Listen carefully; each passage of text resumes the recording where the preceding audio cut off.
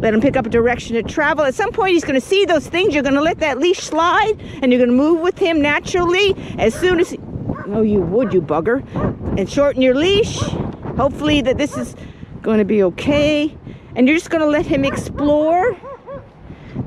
Good. Well, what I like about that is he looked and he dismissed.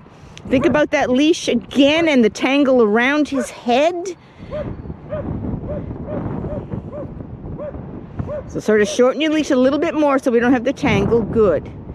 My goal here was to practice the lengthening and shortening. Good, that was very natural. I love that he's able to do this exploration. At any time you feel his arousal is increasing with those dog barking, we can increase distance, but he is handling it very nicely with these enrichment stations, which I'm really happy about. And you're doing a nice job just sort of letting him follow. Think about your body and your balance. Relax your hands. It's as comfortable as you feel. If that's where you feel comfortable, keep it there. This is important, that your comfort. So shorten your leashes, move in a little closer to him just for practice. Good, beautiful. There is cheese scattered in the middle of this enrichment station as well. Love it. Okay, mouth is shut, tail is up. I think you should suggest moving to the left. There you go, good. Lovely. That was a subtle suggestion, using your body to move, and he was able. If at any time he himself chooses to leave this area, we will follow him, but it's very intriguing. These enrichment stations allow you, we have a natural, mouth is shut, tail is up, there's a little jiggle of a leash, a kissing, there you go, good, that was very nice.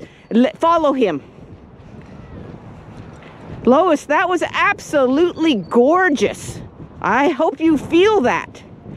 Shorten, good job. Very nice. You are just like rocking here now. Left hand on the leash, keep that braking distance. Yeah, we haven't covered slow stop yet. It's a lot of leash skills. Very nice. You can work on fixing those feet. What a good boy. Now, I'm really curious to see what he chooses to do, if he will circle back around to those enrichment stations, or if he's saying, I'm done.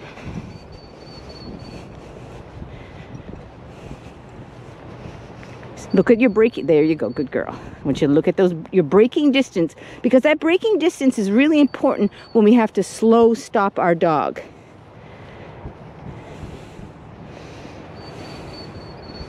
Now, if you could learn to handle the leash, your part of the leash, that would be nice.